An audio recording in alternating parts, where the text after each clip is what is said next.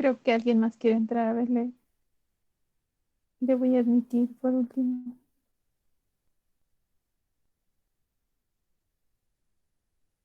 Ya.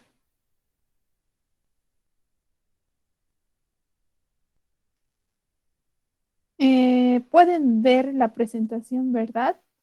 Sí, Listo. Buenas noches, chicos. Buenas noches, doctora. En esta ocasión tenemos la oportunidad de compartir el tema que es la tuberculosis pulmonar y extrapulmonar pediátrica. Eh, Está realizado por mi compañera Cintia Villarroel Barrientos y mi persona, Cecilia Durán Choque. Entonces, comencemos. Como definición, tenemos a la enfermedad o esta patología que se define como una enfermedad infectocontagiosa que es crónica. Lo que debemos tomar en cuenta es que una infección tuberculosa no es lo mismo que una enfermedad tuberculosa. ¿A qué llamamos infección tuberculosa? Es no cuando está cambiando la diapositiva. estamos en definición. ¿Se ve?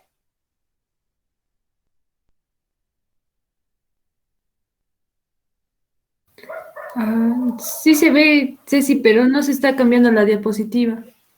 No, es que la primera diapositiva donde estoy explicando nomás. Perdón, perdón. ¿Sí? Mis diapositivas no son tanto de letras, así que chicas me van a tener que escuchar. ¿Ya? Entonces, como decía, una enfermedad tuberculosa no es lo mismo que una infección tuberculosa. La infección tuberculosa va a ser cuando el Mycobacterium tuberculoso va a ingresar o va a entrar en contacto por primera vez con una persona sana. Ya a eso le llamamos primoinfección tuberculosa. Y esto va a desencadenar una respuesta inmunitaria de defensa en el microorganismo o en el sistema de la persona. Y una enfermedad tuberculosa es cuando este sistema inmune no va a ser suficiente para controlar la infección y estos bacilos van a diseminarse, como estos dibujitos que ustedes ven, van a diseminarse por todo el pulmón e incluso puede afectar a órganos y esto va a dar la consecuencia de signos y síntomas característicos de la afección, ¿ya? Entonces, esas dos definiciones, infección tuberculosa y enfermedad tuberculosa no es lo mismo. Como epidemiología, tenemos un estudio en el 2017 donde se ha visto 33.200 casos de tuberculosis en menores de 15 años. Son el 12% del total de diagnóstico de tuberculosis aquí que se ha realizado en el 2017 y solo se notificaron 10.240 casos. Según el informe de la OMS sobre la tuberculosis del 2018, de los 27.554 niños que han sido estudiados, solo el 56.8 se les ha iniciado la terapia preventiva y se diagnosticaron además 482 casos de tuberculosis entre ellos. Esto quiere decir que incluso cuando se ha detectado a estos pacientes que son menores de 15 años, se ha dado un tratamiento que ha sido exitoso en el 79%. Se ha visto que ha habido una pérdida de seguimiento en el 7% y ha habido un 10% de niños que no han sido evaluados. Y esto se da principalmente porque no se ha dado toda la importancia necesaria a los casos tuberculosos en menores de 15 años, en niños. Se estima que casi en América 23.000 niños con tuberculosis que no han sido diagnosticados, no han sido tratados en las Américas, ¿no? Entonces es una cifra muy importante y a tomar en cuenta que no solo los adultos padecen de esta patología, sino también un gran número de niños y estos pueden repercutir también en la incidencia y en la mortalidad. Ceci, disculpa que te moleste, pero ¿Sí? seguimos en la diapositiva 1. ¿No se ha cambiado? No, Estamos ahorita en en carátula. ahora sí. Ay, Ahora en epidemiología. ¿Se ve? Sí se ve. Ya.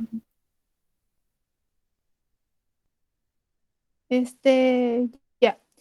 Chicos, van a disculpar, no sé qué es lo que está pasando con la conexión, que no se cambian las diapositivas, pero voy a tratar de hacerlo para que se cambie, ¿ya?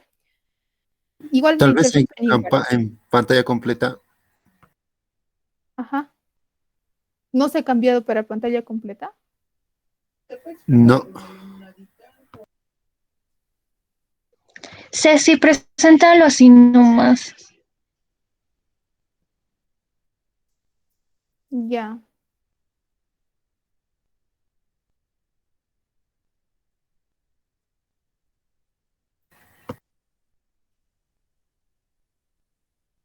Un ratito, por favor.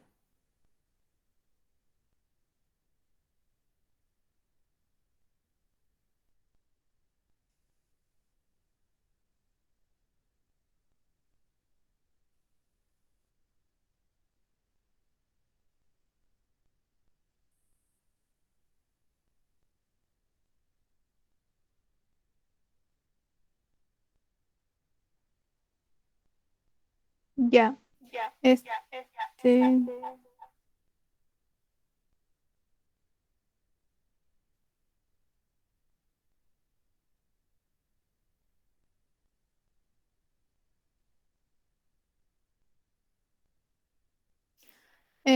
ahora no sé si se ve la pantalla completa.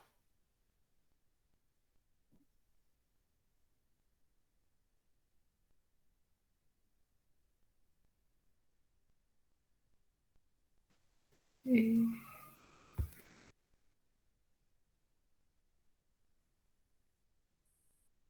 Ujú.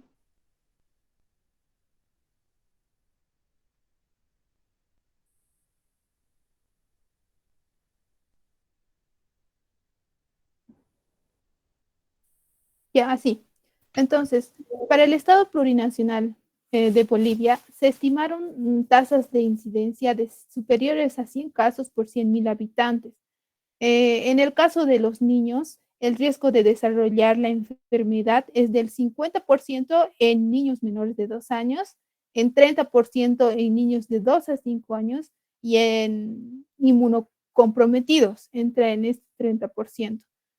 El contagio o el mecanismo de transmisión va a ser 98% por vía aerógena, es decir, persona que haya tosido, estornudado o hablado, cantado cerca de una persona sana, en este caso van a ser los niños, van a producir esta transmisión, la inhalación de estas secreciones respiratorias que van a ser emitidas por los pacientes tuberculosis activos que tengan un resultado de esputo positivo, van a producir la transmisión hacia los niños. Y esto va a depender de tres factores importantes. Uno, la concentración de los bacilos. Otro va a ser la poca ventilación en el ambiente, la poca iluminación. Esto va a condicionar también a que el contagio sea mucho más fácil. Y otro es la cercanía, ¿no? Con una persona que esté con esta patología y el tiempo de permanencia con esta persona puede llegar a producir esta transmisión. Dentro de la clasificación vamos a tener la primaria, la secundaria principalmente y también podemos ver una progresiva. En la primaria va a ser principalmente, como les dije al principio, una infección tuberculosa, es decir, que va a haber el Mycobacterium, va a entrar en contacto por primera vez con una persona sana y esta va a tener una afección al pulmón y a los ganglios linfáticos, donde se va a contener la infección. Esto es importante. Y puede dar dos posibilidades. Uno, que el granuloma cicatrice y no haya microorganismos viables y que el granuloma no cicatrice y haya microorganismos viables y estén en un periodo de latencia que pronto puede llegar a pasar a una secundaria.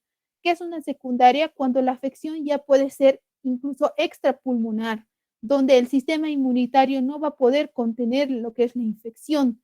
Esto va a ser debido a una reactivación o una reinfección por una mala respuesta inmunitaria, es decir, por una insuficiente respuesta inmunitaria, lo que va a producir afectación a otros órganos y la más frecuente es la tuberculosis miliar. En la progresiva vamos a tener ya que esta afectación va a ser mucho más severa y se va a presentar más en pacientes inmunocomprometidos con enfermedades que comprometan el sistema inmune, como es el VIH, y esto se va a dar solo en el 5% de los casos, que puede llegar a una forma que llegue incluso hasta la muerte, ¿ya? Entonces, como decíamos, la etiología va a ser por el bacilo de Koch o el Mycobacterium tuberculosis, que aquí están los factores. Va a ser por el número de bacilos en el inóculo, la virulencia del microorganismo, el ambiente, la cercanía y eh, la permanencia que esté con el paciente que sea tuberculoso activo. Entonces, esto va a condicionar que el niño padezca de esta patología. Pero es importante hablar que no todos van a desarrollar los signos y síntomas. Cuando hablamos de la patogenia, vamos a sugerir que este granito amarillito va a ser el bacilo de Koch, que va a ingresar por la vía aérea, que dijimos que es en un gran porcentaje el mecanismo de transmisión, es el más frecuente.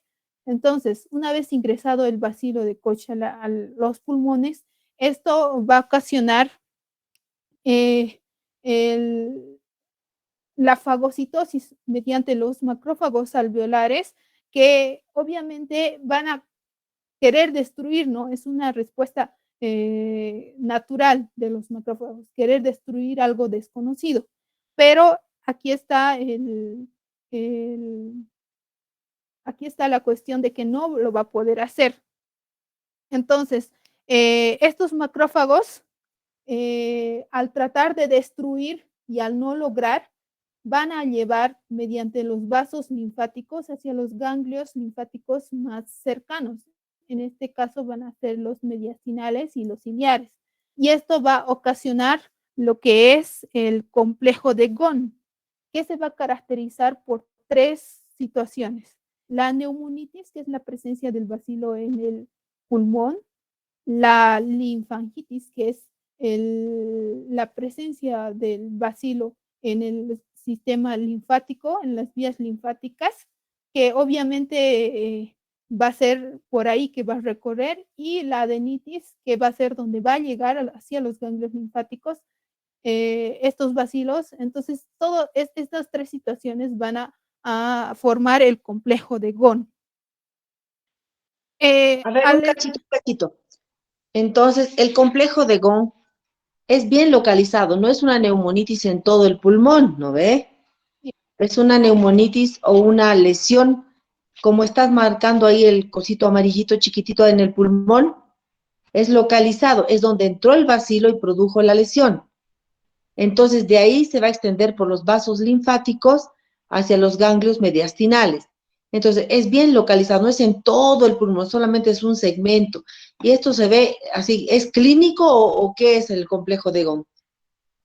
Esto se puede ver, obviamente va a ser una infección controlada. Como decía, no va a ser en todo el pulmón, entonces se puede decir que se va a ver mediante la radiografía. Esto vamos a ver después. Eso. El complejo de Ghon es radiológico.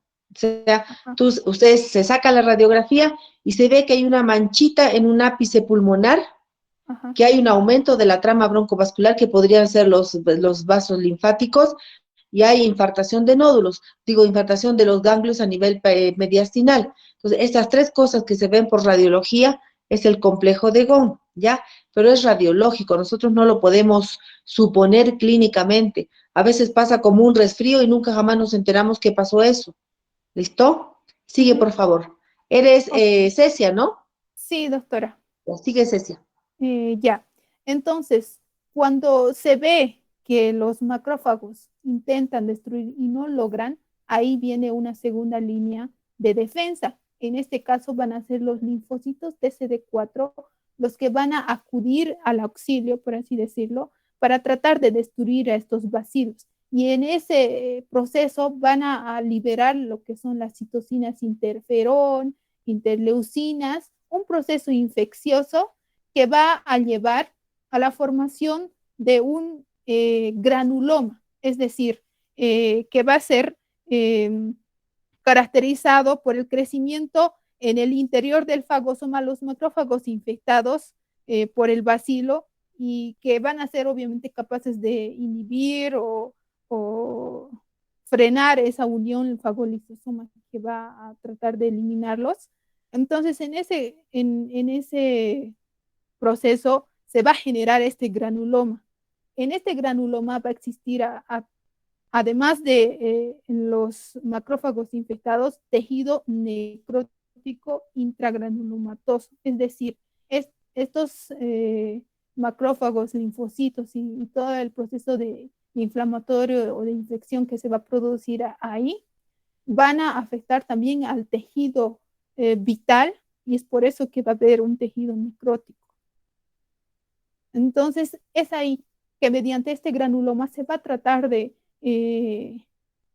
contrarrestar o se va a tratar de evitar que haya una enfermedad, ¿no ve? Tratar de controlar. De ese modo se va a llamar el nombre de lo que es la necrosis caseosa o el casium que se puede ver en la radiografía como cavidades o las llamadas cavernas, que va a ser el resultado del intento de destrucción de estos bacilos y en afán de eso también van a destruir el tejido vivo del organismo. Ya cuando este sistema inmunitario o este proceso no funcione y no sea suficiente, va a producir lo que es la diseminación linfohematógena, como ustedes están viendo, a través de los vasos linfáticos, a través de los vasos sanguíneos, llegando a afectar a otras partes del cuerpo, al cerebro, al hígado, al riñón. Vamos a ver específicamente cada uno de ellos después. Y ahí podemos ver, esta es la forma, ¿no? de cómo este bacilo entra al organismo y cómo es que se disemina cuando no hay control. En este caso ya sería una reinfección o una, como decíamos aquí, dentro de la clasificación sería la secundaria, ¿no ve? Dentro de las características clínicas, es importante tomar en cuenta que va a haber síntomas generales, signos y síntomas generales, pero también pulmonares, hablando de los pulmonares antes de los extrapulmonares. En el caso de los generales, lo que vamos a ver en los niños va a ser una irritabilidad, una hiporexia, anorexia o disminución o la pérdida de apetito, va a haber un aplanamiento del crecimiento ponderal incluso, y cuando hablamos de pulmonar, este paciente es importante tomar en cuenta que va a tener una tos crónica mayor a 21 días o mayor a 2 semanas mínimamente, que va a ser más común en preescolar y escolares. Y se va a caracterizar también por la presencia de fiebres o febrículas que van a ser vespertinas por más de 2 semanas acompañadas de escalofríos. Entonces, esta fiebre va a ser más característica también de la tuberculosis miliar que vamos a ver posteriormente. Dentro de lo que es la tuberculosis extrapulmonar, ya vamos a ver, mi compañera va a seguir.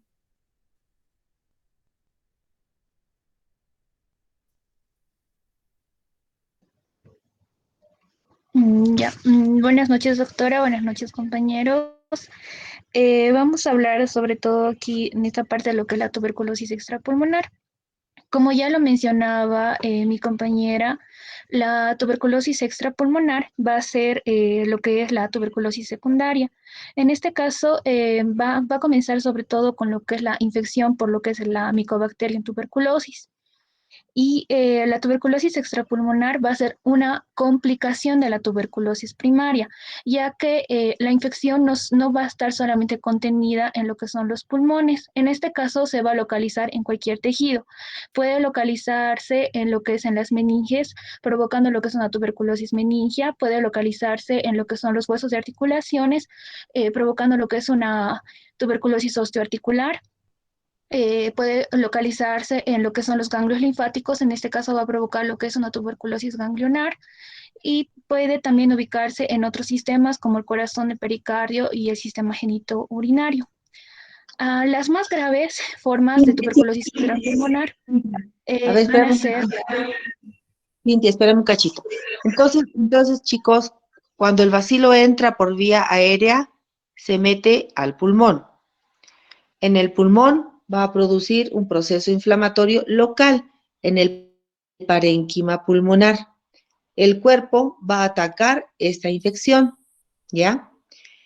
Cuando el cuerpo ataca y lo destruye completamente, hubo una infección, pero no va a haber enfermedad, porque el sistema inmune es competente, ¿listo? O el inóculo era muy pequeñito, bueno, ya, pero el cuerpo mata todos los bacilos y queda la cicatriz. Y listo, esa fue la tuberculosis. Cuando el cuerpo, o sea, la persona tiene un sistema inmune un poquito menos efectivo, se va a producir el complejo de Ghon, o sea, va a llegar la diseminación a los ganglios linfáticos mediastinales. Pero el cuerpo es lo suficientemente capaz y la controla, la encierra, la bloquea, pero no la mata, la deja latente, ¿ya? Y en unos años, cuando haya por algún motivo falla del sistema inmune, se puede volver a reactivar. ¿Listo? Entonces, eso es cuando no hay un buen sistema inmune. Eso es una tuberculosis latente. Ahora, cuando el cuerpo tiene un mal sistema inmunológico, el bacilo entra al pulmón, realiza su diseminación linfática hacia los ganglios mediastinales. De los ganglios mediastinales se drena por la gran vena linfática al corazón derecho y de ahí se va a todos lados. Y esa es la tuberculosis extrapulmonar. En los niños es más frecuente la tuberculosis extrapulmonar que la pulmonar porque no tienen un buen sistema inmune. ¿Entendido? Así se va a diseminar. Va a ser solamente la bien controlada, la parcialmente controlada y la que no ha podido ser controlada por el paciente y va a desencadenar una tuberculosis en cualquier órgano del cuerpo. ¿Listo?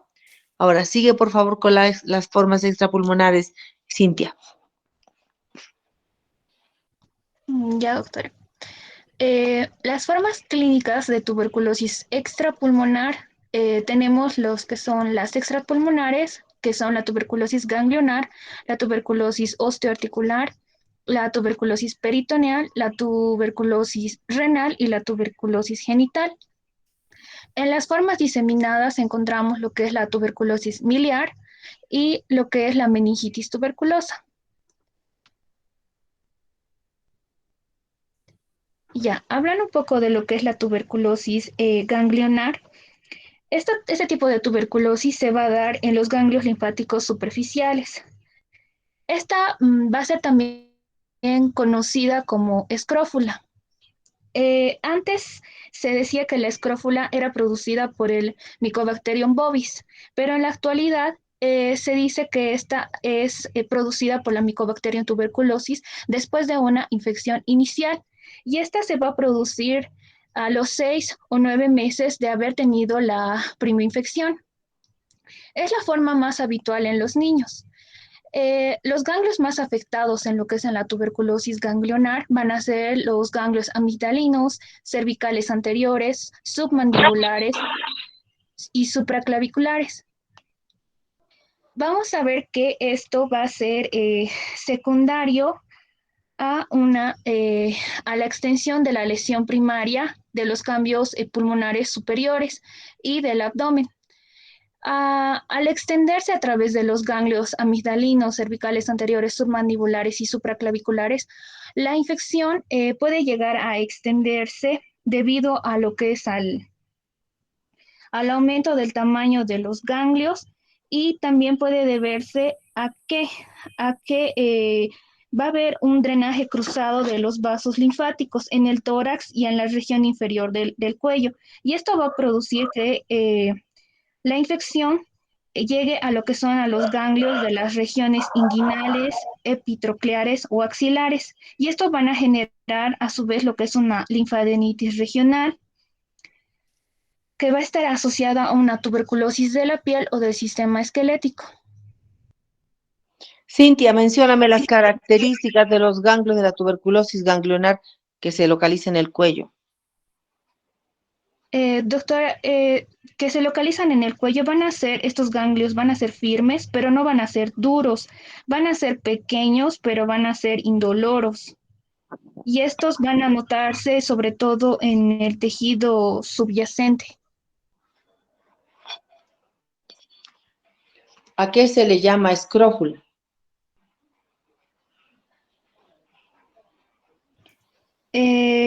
Doctora, este nombre de escrófula se le denotaba a esta infección, sobre todo a que decían que era por la ingesta de la leche Vuelve de al vaca no. anterior, vuelve al anterior diapositiva. Ahí. Los ganglios linfáticos de la tuberculosis se localizan predominantemente en el cuello. Como se ve el niñito ahí abajo, ven su cuello que parece no sé qué cosa. Comienza, o sea, tiene una evolución, como dijiste bien, de 6 a 9 meses por lo menos. Comienza con ganglios pequeñitos. Los ganglios naturalmente son chiquitos, ¿no ve? 0,5 milímetros más o menos son de ese tamaño los ganglios, hasta 1 centímetro. Y eso, estos ganglios comienzan a crecer.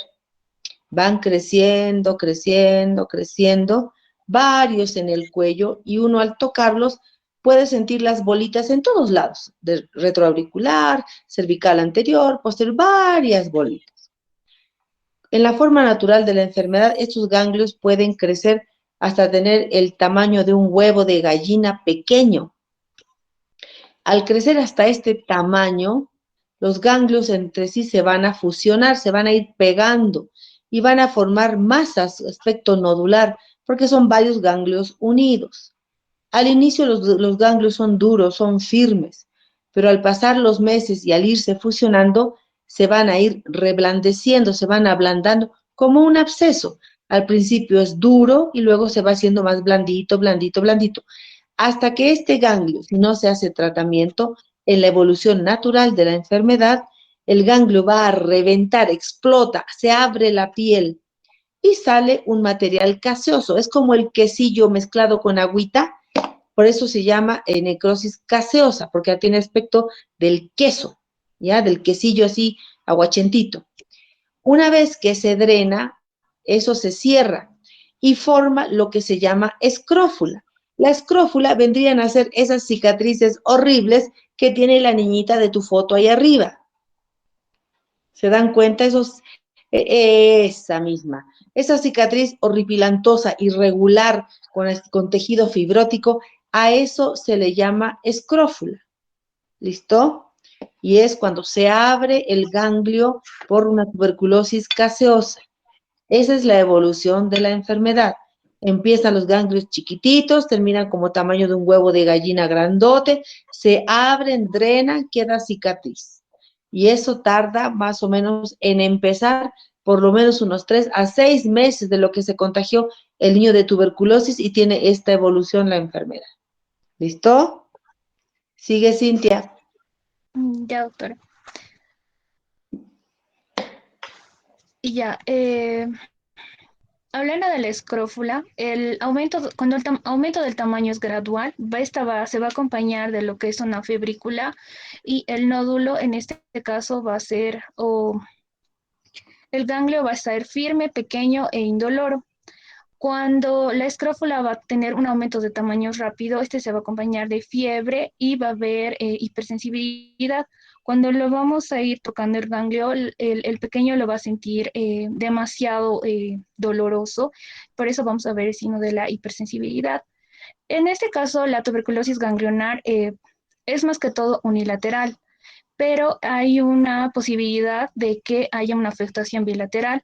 por lo que yo ya mencionaba antes, por el drenaje cruzado de los vasos linfáticos en el tórax y en la región inferior del cuello.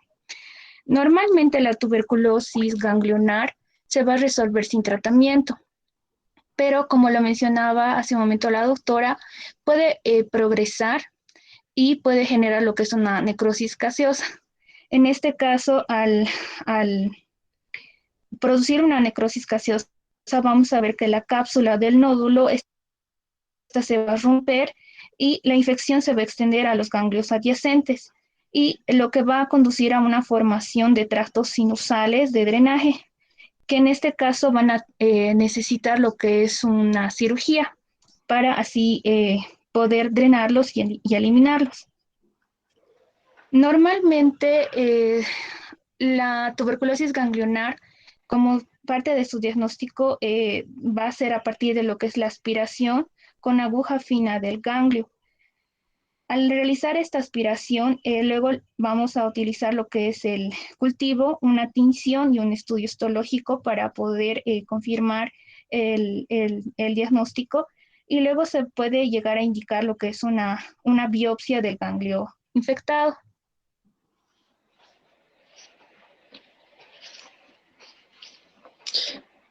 Ya. Que tu compañera, tú di una, o sea, ahora le toca a tu compañera esta forma, luego tú la siguiente, así, vayan alternando las formas. Ahora que digas Ya. eso. Ya.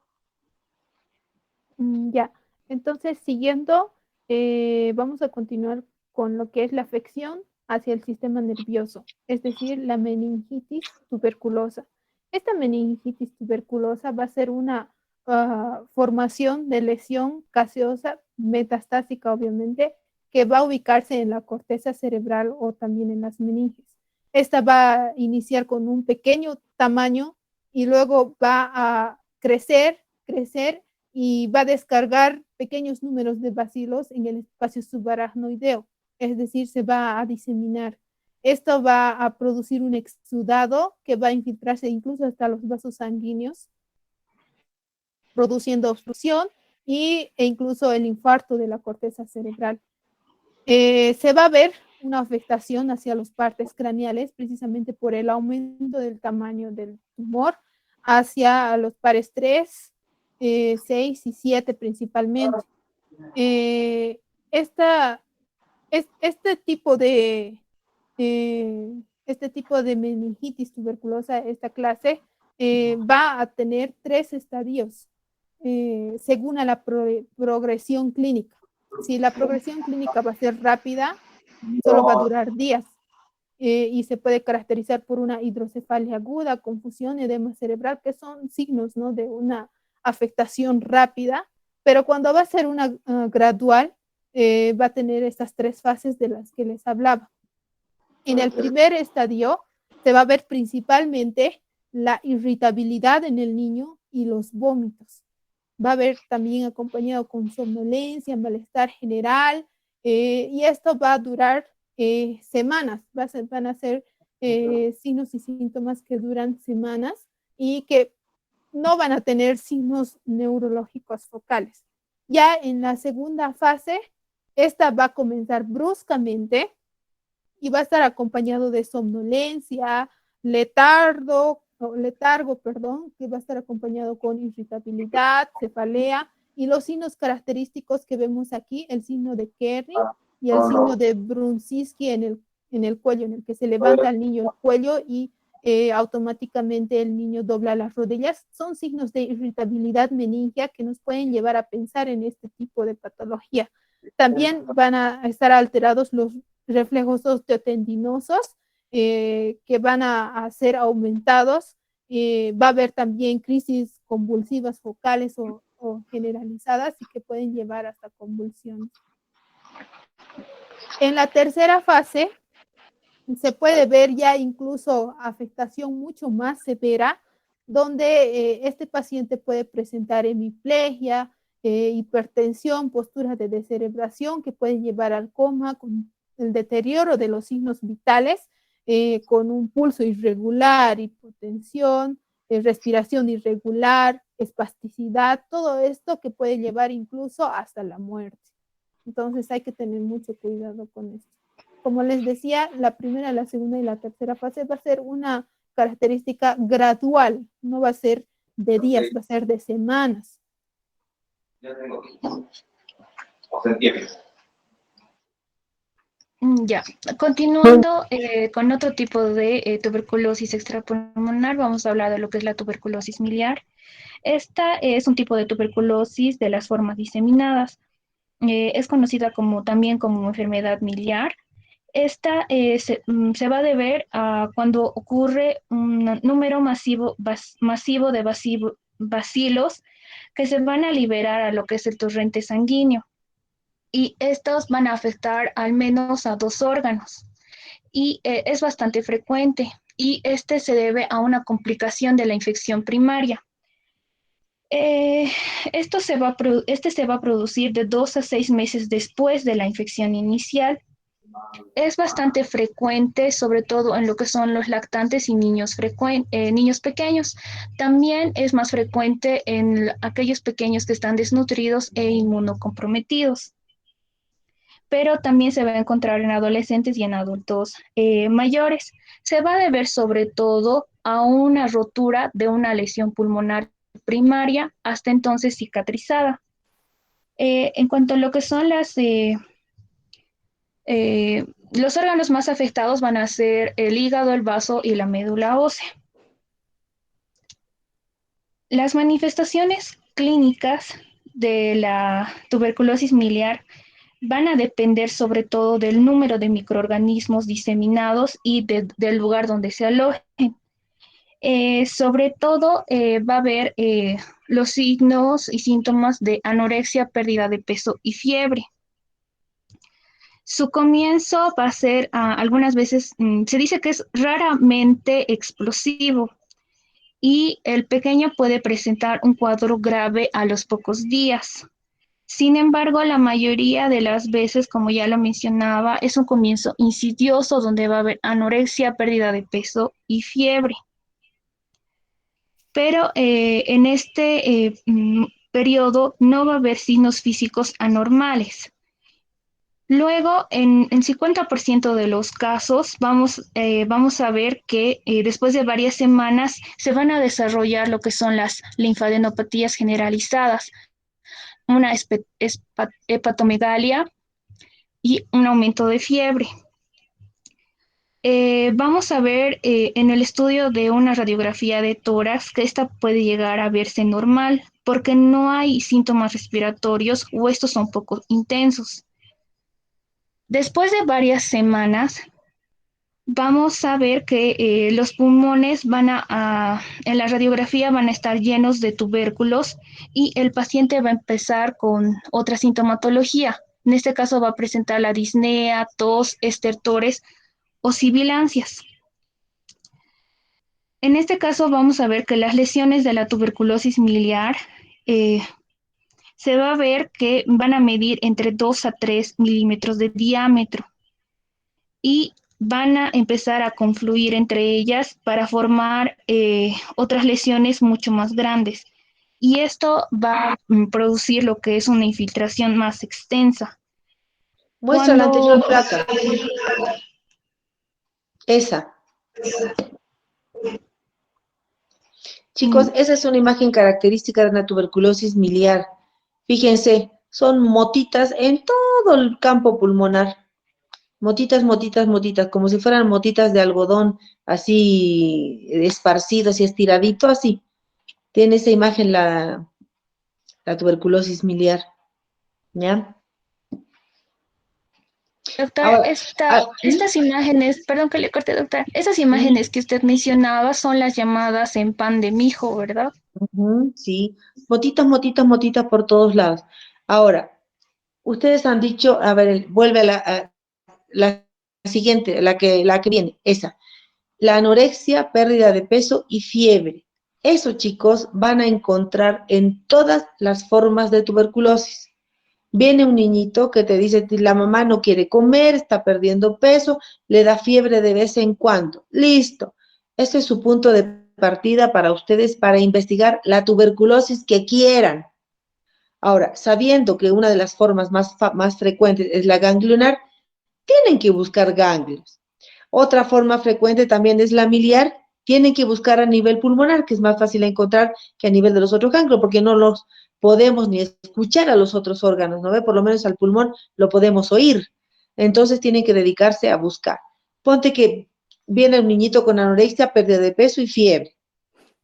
Dicen, pucha, no sé qué diablos tiene, a ver, lo revisaré bien, porque fiebre, anorexia y pérdida de peso es para cualquier enfermedad, ¿no ve? Entonces lo empiezan a revisar y encuentran ganglios en el cuellito, encuentran un hígado un poco grande y encuentran una que otra sibilancia. No creo que digan, pues, en estudio, ya por lo menos supondrán que se trata de una tuberculosis por la afectación de varios sistemas o varios órganos. Entonces, de ahí en adelante empiezan a investigar. Ahora, evidentemente, cuando el cuadro ya está, pues, en todo su esplendor, hasta el más volado dice tuberculosis o no. La idea es hacer el diagnóstico lo más precoz que se pueda. Sigue, por favor. Ya. Entonces seguimos con lo que es la tuberculosis osteoarticular. Va a ser, como dice su nombre, osteoarticular principalmente en vértebras, que va a afectar incluso a la articulación y a los huesos adyacentes. Entonces, ¿qué es lo que vamos a ver aquí? Se puede ver un aumento de volumen de una articulación que va a ser no doloroso, también se puede llamar absceso frío. Va a haber una impotencia funcional, es decir, el paciente no va a poder realizar los movimientos, va a haber alteraciones de la marcha. El síndrome de compresión radicular o medular y la atrofia muscular debido a la falta de movimiento, ¿no? Lo que se dice aquí es que va a haber clínicamente lo que es la espondilitis tuberculosa o que es la progresión a mal de Pot, donde hay una destrucción además de los cuerpos vertebrales y que puede confundirse con lesiones micóticas, biógenas o tumorales.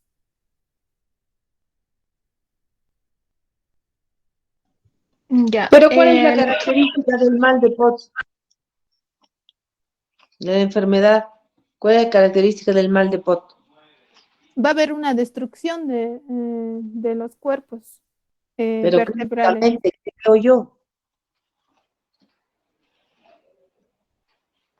Mm, Aquí bueno, dice. va a conducir a Doctora, la... es cifosis con deformidad de Ajá, forma de joroba. ajá. Claro, en la columna va a haber una jorobita. ¿De dónde diablos sale esa jorobita?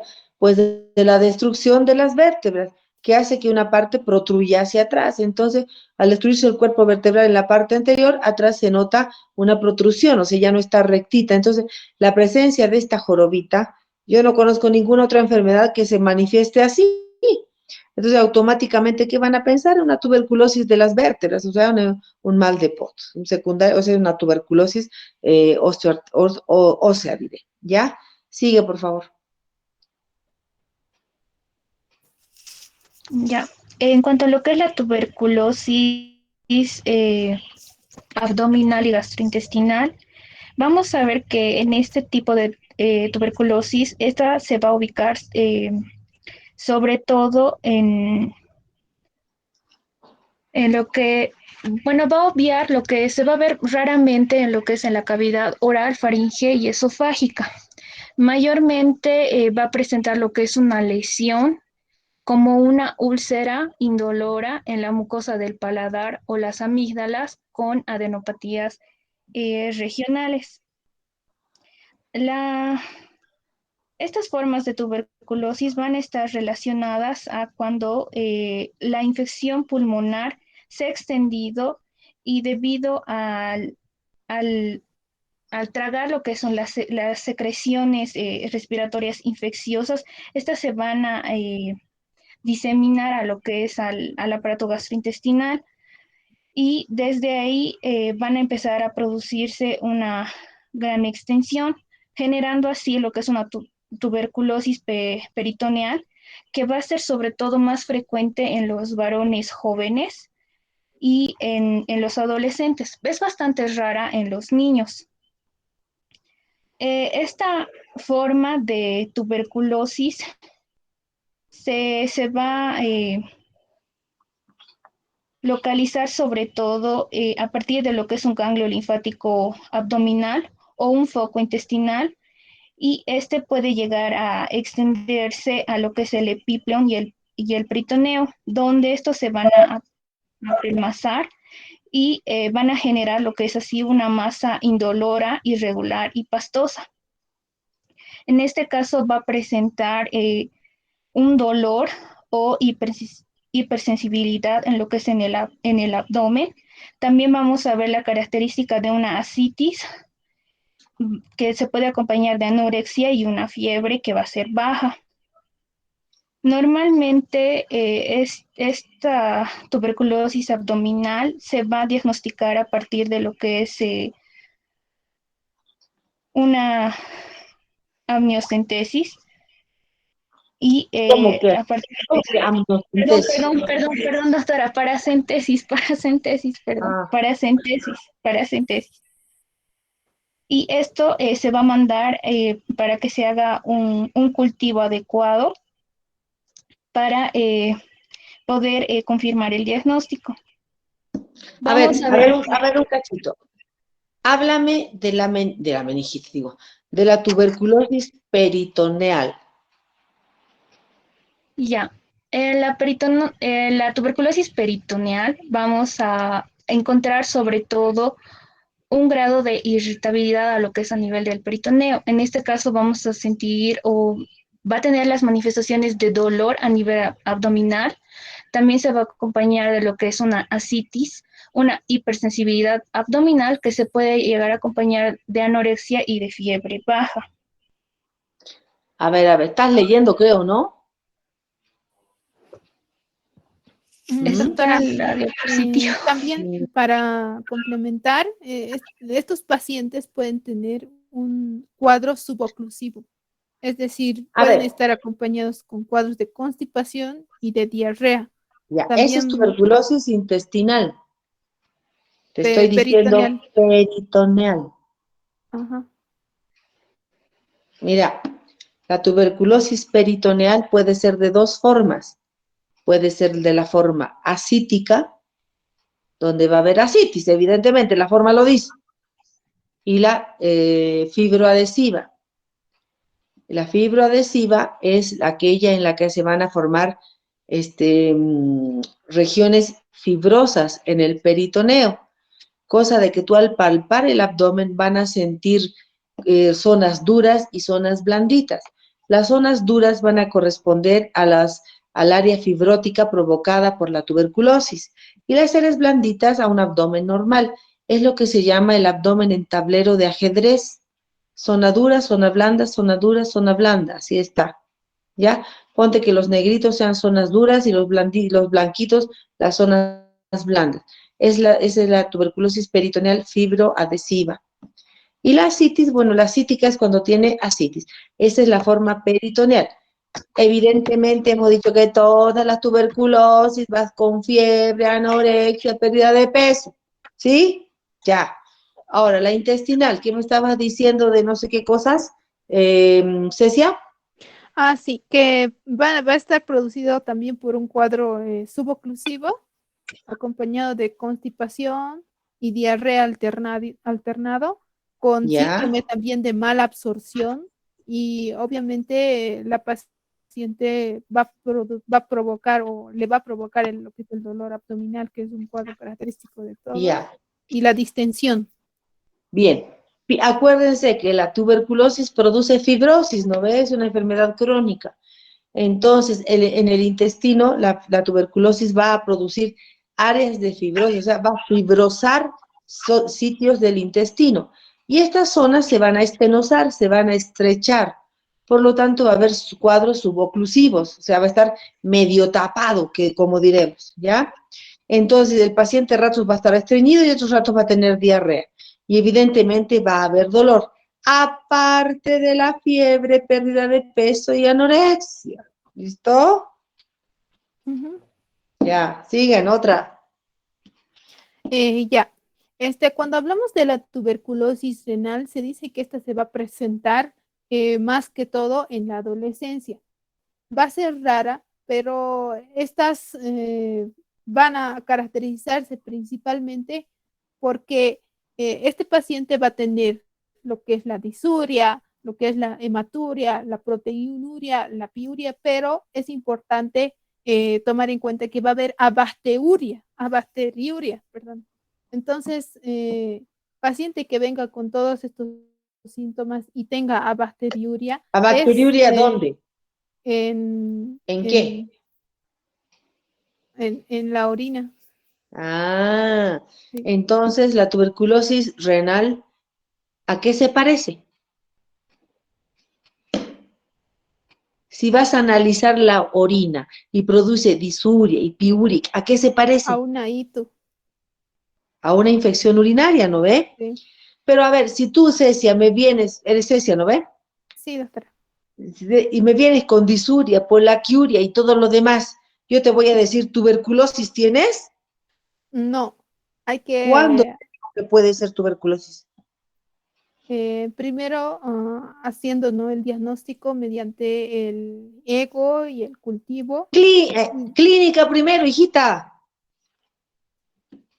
O sea, ustedes son eh, médicos de laboratorio. bueno, ¿Cómo voy a sospechar yo que es una tuberculosis renal?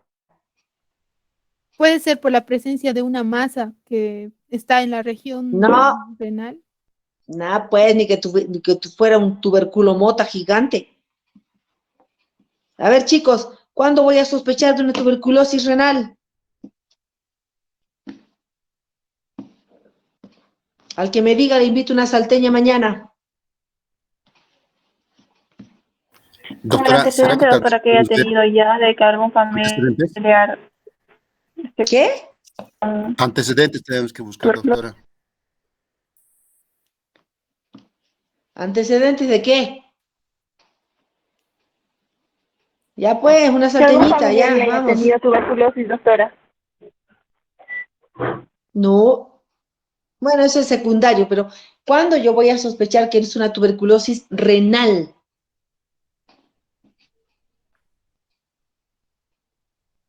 Les voy a dar un indicio. Es como una infección urinaria, pero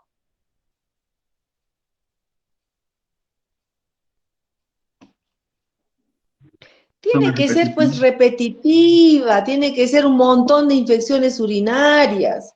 Yo con una infección urinaria no voy a hacer nada, voy a decir es una infección urinaria a la primera, pero si el niño me viene con infección urinaria, le hago tratamiento. Me viene a los 2 meses con otra infección urinaria, le hago tratamiento. Me viene al mes con otra infección urinaria, le hago tratamiento y le hago tratamiento y le hago tratamiento. Y cada vez vuelve y vuelve con lo mismo, yo voy a saber que es una ITU recurrente. Y un diagnóstico diferencial para la ITU recurrente es la tuberculosis renal. Ahí entra lo que tú me estás diciendo, Cecia, de tu piuria abacteriúrica, es decir, en el examen de orina voy a encontrar montón de bacterias, voy a encontrar pus, voy a encontrar proteínas, digo bacterias, montón de leucocitos, voy a encontrar ¿qué se llama? Pus, voy a encontrar proteínas, glóbulos rojos, pero no voy a encontrar nunca bacterias, o sea, pido cultivo negativo, cultivo negativo, cultivo negativo. Y el niño tiene millones de infecciones urinarias. ¿Por qué?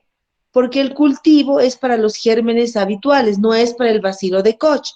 Como yo estoy pidiendo cultivo para la orina, para los gérmenes normales, siempre me va a salir negativo, pero va a tener todos los datos de una infección. Va a tener piuria, va a tener leucocitos, va a tener proteínas, va a tener glóbulos rojos, va a tener aumento de densidad, todo eso.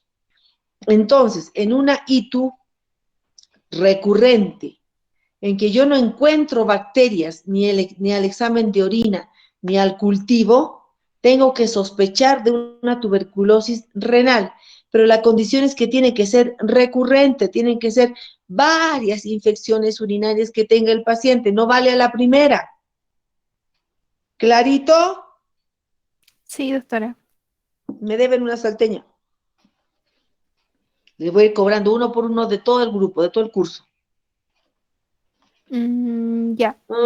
Ya, Entonces, ya sé que. Entonces, chicos, no se van a olvidar. O sea, una ITU recurrente sin bacterias en el general de orina y en el cultivo, tienen que sospechar ¿de tuberculosis qué? renal. Eso, gracias, ya. Sigan. Ya como complicación de esta patología se puede presentar la hidronefrosis y la estenosis ureteral, que obviamente va a ser por la afección y el crecimiento de la masa tumoral que puede presentar el paciente y obviamente al ¿Qué masa principio, tumoral? ¿Qué masa tumoral? bueno, perdón, no es masa tumoral. ¿Por qué se produce, a ver, estenosis? ¿Por la presión de una masa tumoral o por qué? Les acabo de decir, Mm, ¿qué produce la tuberculosis? En el intestino, ¿qué produce? Este, Fibrosis. Fibrosis, Ajá, fibrosis. por la fibrosis. Tuberculosis es la enfermedad de las fibrosis. Ajá. ¿Listo? Es la enfermedad crónica de las fibrosis. Entonces produce fibrosis en el intestino, produce fibrosis en el uréter, fibrosis en la vejiga, fibrosis en el riñón, fibrosis en los conductos espermáticos, en todo donde ustedes quieran, en el esófago, en el duodeno, en donde sea, produce fibrosis. ¿Listo? Ya, siguen. Ya, a la tuberculosis genital. A ver, Ya, la tuberculosis genital, o bueno, del tracto genital es bastante infrecuente antes de la pubertad en ambos sexos y este sobre todo se va a deber a una diseminación hematógena o también a una extensión directa desde el tracto digestivo o el hueso. Eh, Normalmente los adolescentes pueden desarrollar este tipo de tuberculosis durante la infección primaria. de niñitos, ¿no ve? Sí, cuando son pequeños, cuando son niños o lactantes, Ujú, después de la primoinfección. ya. Cuando ya llegan a la adolescencia, en el sexo femenino vamos a ver una afectación de los órganos como ser la trompa de falopio en un 90 a un 100%, el endometrio a un 50%, los ovarios en un 25% y el cérvix en un 5%. Vamos a ver que esto se va a acompañar de síntomas como ser dolor abdominal bajo, dismenorrea y amenorrea. En cambio, en el sexo masculino vamos a ver que se va a ver también lo que es o va a causar la epididimitis y la orquitis. Vamos a ver también que va a existir una tumefacción nodular unilateral indolora del escroto. Y la afectación del pene y del glande es bastante rara. Vamos Entonces, a ver, Entonces, lo que hemos dicho del uréter, va a producir lo mismo a nivel de la vía, digo, del aparato genital masculino y femenino. Va a producir proceso inflamatorio en las trompas, en los ovarios, en los testículos, etcétera, etcétera. Y al producir proceso inflamatorio que es crónico, va a dar lugar a fibrosis y va a dar lugar a nodulaciones y que se llama la trompa de falopio se va a tapar y el endometrio no va a servir para nada. Y igual los testículos se van a endurecer, se van a fibrosar. Y ustedes saben que el tejido fibroso reemplaza al tejido normal, al tejido útil. Entonces, toda la trompa, el endometrio, el testículo, el ovario, va a ser reemplazado por tejido fibroso y ya no va a servir para lo que se supone tiene que servir. ¿Entendido? Y en los adultos, en los adolescentes o en los adultos, por ejemplo, se va a manifestar por infertilidad. O sea, se desarrolla la infección de niños porque no la pudimos diagnosticar, sigue evolucionando y en los adolescentes y en los jóvenes va a determinar una completa fibrosis del aparato reproductivo y va a terminar en incapacidad, o sea, infertilidad. ¿Ya? Sigue. Ya, entonces, continuando con lo que es el diagnóstico, es importante tomar en cuenta la historia del paciente, tomar en cuenta los antecedentes, si hacer la anamnesis de una forma correcta, preguntando si ha habido a familiares que hayan tenido este tipo de patologías, la clínica que ha presentado como la anorexia, la pérdida de peso, la fiebre, que son característicos o que son signos crónicos, ¿no? Donde podemos decir que sean compatibles incluso a la pérdida ponderal del crecimiento cuando son crónicos, que pueden llevarnos al diagnóstico de esta patología. Hay que tomar en cuenta los antecedentes patológicos y no patológicos, ¿no? Después, como diagnóstico también laboratorial o diagnóstico de radiológico, en el caso del rayos X va a ser el más sensible y el más usado también para poder confirmar si se trata o no de esta patología. Y el TAC de tórax en casos que sean ya formas diseminadas o complicadas. Lo más importante es la radiografía que sea AP y el lateral. Ya, una cosita, la radiografía no te da el diagnóstico, ¿ya? Pero sí un alto índice de sospecha. Solamente puedes hacer el diagnóstico cuando el bacilo te guiña en el microscopio. Ahí, la única forma de diagnóstico certero es encontrar al bacilo.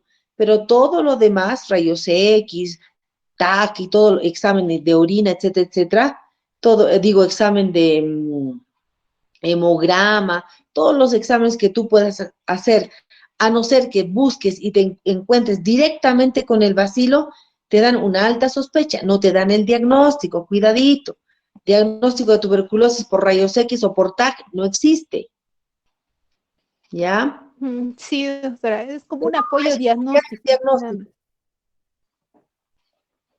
Como métodos bacteriológicos, como decía la doctora, el método de diagnóstico más fácil y accesible va a ser la baciloscopía del esputo del paciente. Se va a realizar mediante un examen microscópico directo de la muestra de expectoración, no tiene que ser saliva, hay que tomar en cuenta eso, y tiene que ser la expectoración, es decir, la flema, por así decir, y mediante eso se va a, y mediante la técnica de Ciel-Nielsen es donde se pueden observar estos bacilos que son ácido alcohol resistentes. ¿Cómo se debe tomar la muestra? Se dice que la primera muestra se va a tomar en cuanto venga el paciente o en cuanto el personal o el personal de salud va a identificar a este sintomático respiratorio, decimos así porque todavía no hemos diagnosticado. Entonces, la primera muestra se obtiene en ese momento. Y la segunda muestra se le da al paciente el frasquito para que recolecte la muestra al día siguiente en ayunas, en un segundo envase y la lleve al establecimiento para el posterior análisis. Ya cuando vemos el reporte de resultados de una baciloscopía, esta va a ser positiva si es que se van a observar 1 a 9 bacilos ácido alcohol resistentes en el examen microscópico. Ya puede ser de 1 cruz, de 2 cruces o de 3 cruces, pero ya la presencia de los bacilos nos va a confirmar de que se trata de un paciente con tuberculosis. Muy bien, ya. Cuando hablamos de cultivo, este va a tener una mayor sensibilidad para el diagnóstico y también nos va a servir para el seguimiento del tratamiento que vamos a hacer al niño con tuberculosis. Se puede hacer en medios sólidos o en medios líquidos, pero es importante tomar en cuenta que para que sea positivo, tiene que haber de 20 a 100 colonias, nos dice. Ya puede haber igual nuevamente 1 cruz, 2 cruces, 3 cruces. Esto va a darse el resultado después de incluso 2 meses y es importante hacerlo, obviamente, después de que ya se haya hecho una baciloscopía al paciente. Se le va a hacer... O sea, espera, tú le pides baciloscopía y al tiro le pides cultivo. No, ¿ya? Tiene que ser cuando la baciloscopía sea negativa y que haya sido tratado con antibióticos, no con quinolonas, y no haya tenido mejoría clínica. Es ahí donde le vamos a hacer el cultivo. Ya. Perdón. En este caso nos dice, como los pacientes no tienen esa expectoración, no tienen síntomas respiratorios, o incluso cuando tuesen no liberan, se lo tragan la flema, nos dice que la muestra se puede obtener mediante el aspirado gástrico y eso se puede realizar el cultivo.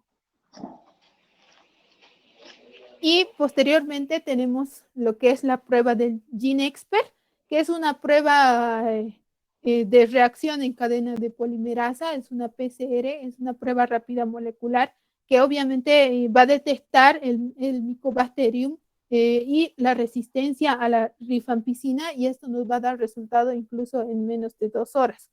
¿Cuándo se va a hacer el GeneXpert? Se va a hacer cuando tengamos un paciente tuberculoso que ya haya sido confirmado mediante la baciloscopía, o un paciente tuberculoso con baciloscopía negativa, pero tenga signos de tuberculosis o que haya tenido antecedentes de tratamiento, o obviamente que ya hayan sido diagnosticados aquellos niños mayores y menores de 5 años. Dime una cosita, ¿es fácil encontrar el bacilo en niños? Se dice que no es fácil porque ellos no tienen esa capacidad de producir el esputo, o sea, de poder recolectar la muestra. Uno, que no se puede obtener una buena muestra, y Ajá. otro que son paucivacilares, es decir, eliminan muy poca cantidad de bacilo. Entonces, que tengamos baciloscopía positiva en niños, Dios mío, es pedirle peras al olmo. Es bien difícil. En pediatría no necesitamos tener baciloscopía, o sea, puede habernos salido baciloscopía negativa, millones de baciloscopías negativas. Igualito les pedimos GeneXpert cuando sospechamos de tuberculosis, porque nos va a indicar directamente la presencia del bacilo, aunque este sea poquito. Entonces, para nosotros en pediatría es una prueba muy importante. En el adulto, para que hagan diagnóstico de tuberculosis, tienen que encontrar el bacilo, ¿no ve? Creo que si no encuentran bacilo no le hacen tratamiento. Pero en el niño no, es raro cuando encontramos el bacilo. Más bien hacemos tratamiento a veces por pura clínica y sospecha clínica, sin encontrar bacilo. Entonces el GeneXpert nos da una alta probabilidad de encontrar partes del bacilo en el paciente y suponer que es una tuberculosis, ¿ya? Y Siga. dentro del resultado, para la interpretación del resultado de lo que es el GeneXpert, nos puede salir una prueba positiva para Mycobacterium tuberculosis que no presenta resistencia a la rifampicina o que presenta resistencia a la rifampicina. Eso Muy también es bien. importante para realizar el tratamiento. Y bueno, Ya. está la prueba también de tuberculina, que no se hace aquí en Bolivia, pero también es importante mencionar que es una prueba que se realiza del derivado proteico purificado, una prueba cutánea en el antebrazo de la cara anterior del antebrazo, donde se le aplica 0,1 ml y esto va a producir una reacción. Entonces, estos son los métodos de diagnóstico más frecuentes.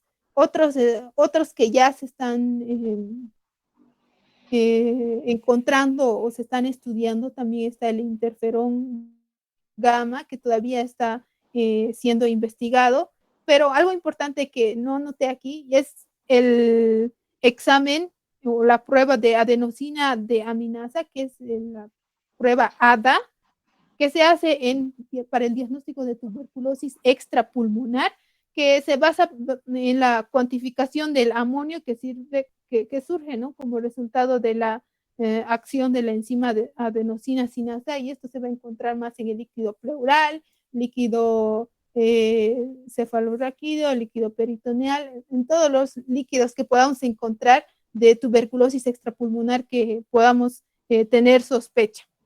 ¿Menos en qué? ¿En qué no se hace el ADA?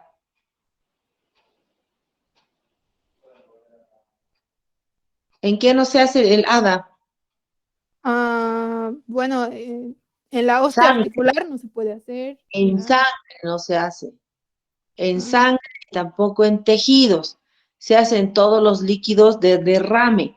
Si hay tuberculosis de alguna serosa, por ejemplo, pleural, pericárdica, articular, peritoneal, que son serosas, va a producirse líquido de derrame, ejemplo, ascitis, ejemplo, derrame articular en una articulación que se hincha por aumento del líquido. Entonces, en todos estos líquidos serosos se puede hacer esteada, no se hace en sangre ni en tejidos, ¿ya? Ya, sigue. Ya. Entonces, otro apoyo a, bueno, ya hemos visto, ¿no? El diagnóstico radiológico, pero ¿qué es lo que vamos a encontrar aquí? Una opacidad en una región del pulmón que puede llegar a ser una cavidad tuberculosa o la miliar, como veíamos anteriormente en una anterior diapositiva en miga de pan, que puede llevarnos al diagnóstico de lo que es la tuberculosis. Ahora, para el tratamiento es importante tomar en cuenta que existen dos fases de tratamiento. Una es la fase intensiva y la segunda es la fase de continuación. Los fármacos de primera línea son la isoniazida, rifampicina, piracinamida y etambutol. Y luego está la rifampicina y la isoniazida. Es decir, la fase intensiva y de continuación tiene que durar el primero por 2 meses y el segundo por 4 meses.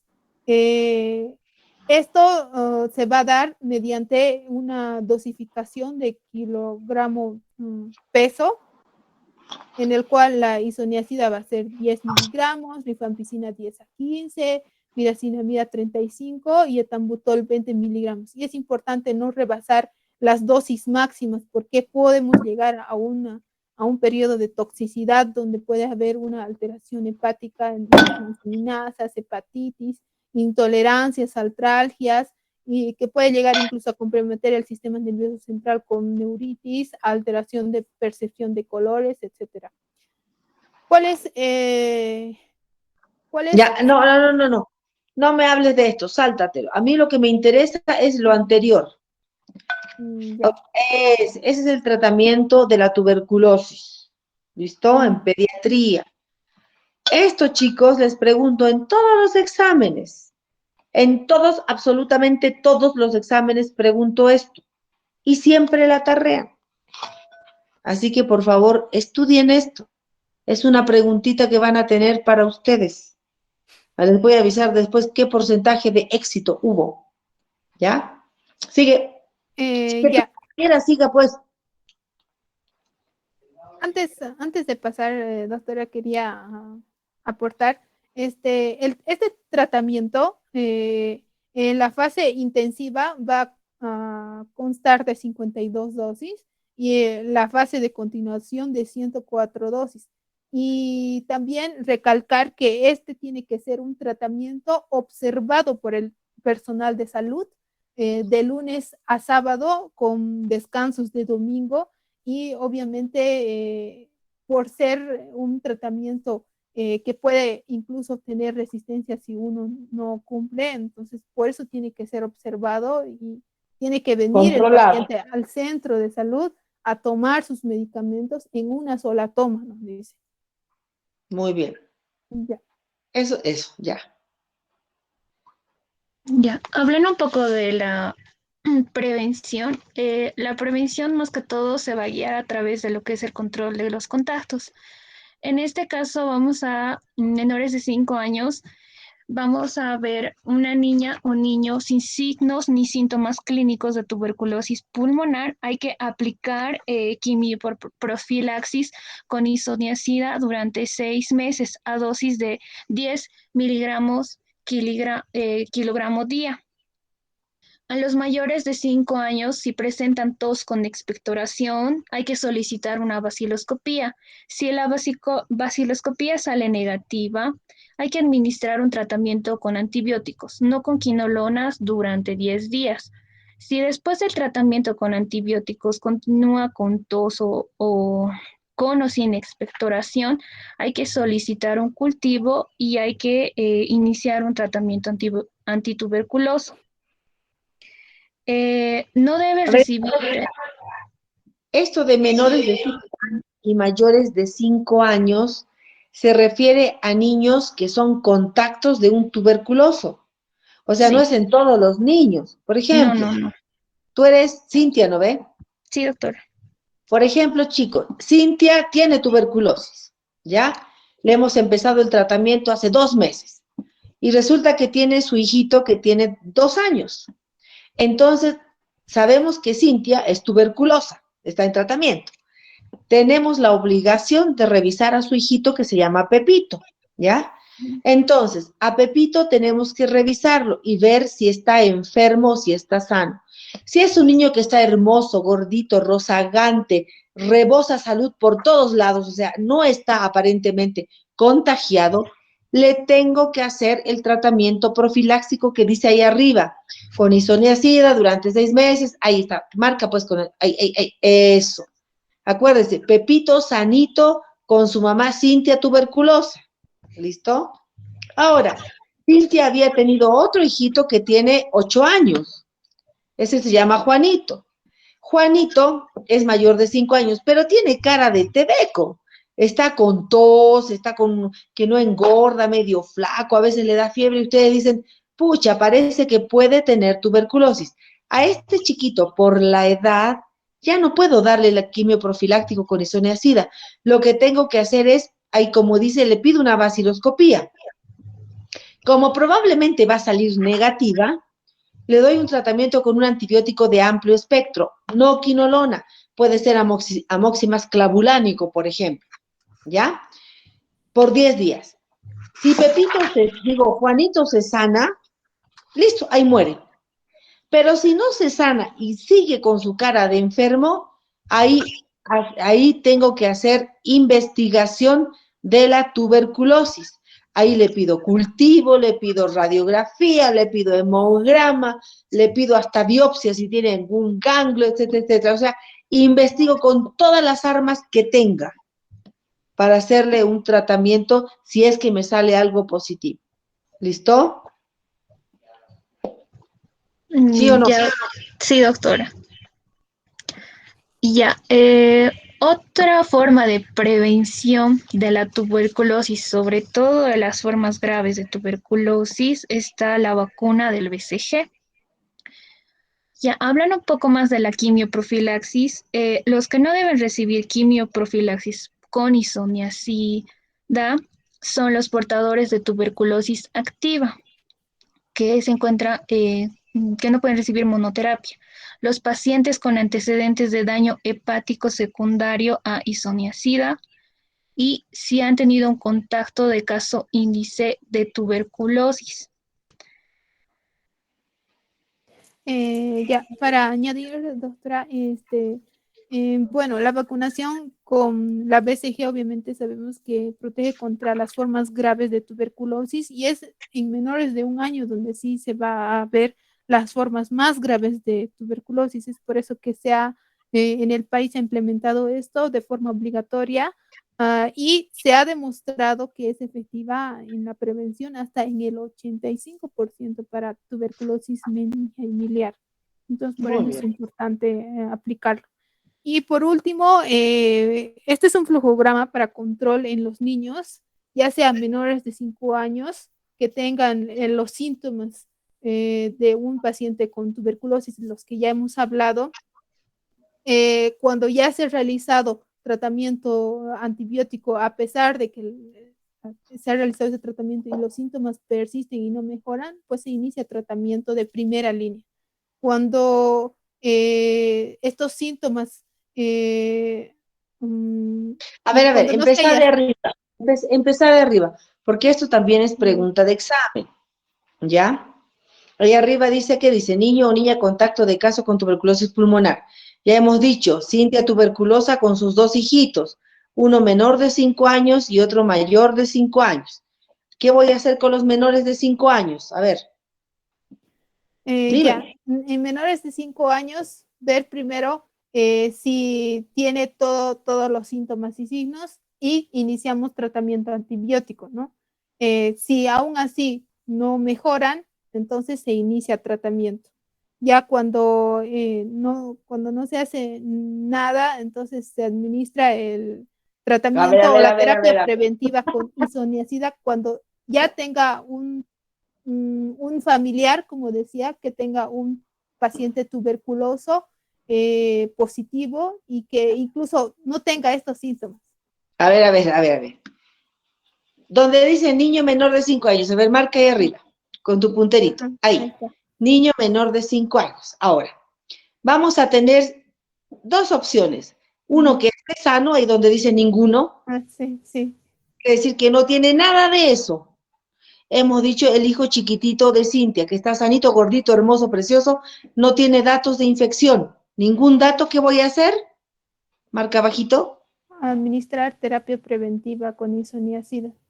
Eso. Y fíjense, no tiene nada, el niño está sano, igualito le tengo que dar tratamiento profiláctico por 6 meses con isoniazida. ¿Por qué? Solo por el hecho de tener una mamá tuberculosa, aunque el niño esté sano. El otro lado, el que sí había tenido síntomas, tiene cara de tebequito, ¿qué dijimos que hacíamos? Un tratamiento con un antibiótico, no voy a ver, márcalo, eso. Hacemos un tratamiento con antibiótico. Y si sigue con su cara de enfermo, ¿qué hacemos? Tratamiento de primera línea. Completito, ese tratamiento que hemos dicho que les voy a preguntar en el examen. Ahora, ándate al otro lado en mayores de 5 años. ¿Qué voy a hacer en estos niños? Paciente mayor de 5 años, niño o niña mayor de 5 años que presente. Que no tiene nada, ahí abajo dice bueno, no. que no tiene nada, se le realiza una orientación. Y si O es sea, que tiene los síntomas. le dirá a la mamá, señora, usted es tuberculosa, pero su hijito está sanito. Entonces, si aparece cualquier cosa, aparecen signos, síntomas, si pierde peso, no quiere comer, si lo nota enfermo, empieza a toser o alguna cosa rara que usted le note, al tiro me lo trae porque tengo que investigar. Y el otro, si tiene... Si tiene, hay que pedir cultivo y investigar si tiene tuberculosis, ¿no? Ahí es donde investigo con qué, con radiografía, ¿qué más? El cultivo, estudio bacteriológico, Gene Expert. ¿Ya? Todos los medios que yo pueda utilizar para llegar a un diagnóstico de tuberculosis. ¿Ya? Sí. ¿Qué más? Y eso es todo, chicos. Gracias, doctora. Gracias, chicos. No te despidas todavía. ¿Alguna pregunta?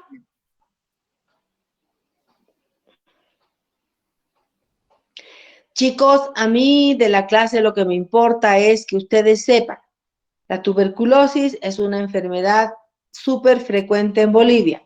1, que es una enfermedad crónica, no es de una semana, 2 semanas, mínimo es 2 a 3 semanas de evolución de la enfermedad. 2. 3, que produce fibrosis y esa fibrosis produce un montón de síntomas. Y por último, que tienen que verificar qué edades tienen los niños para hacer o no hacer tratamiento. Por favor. ¿Ya? ¿Alguna preguntita?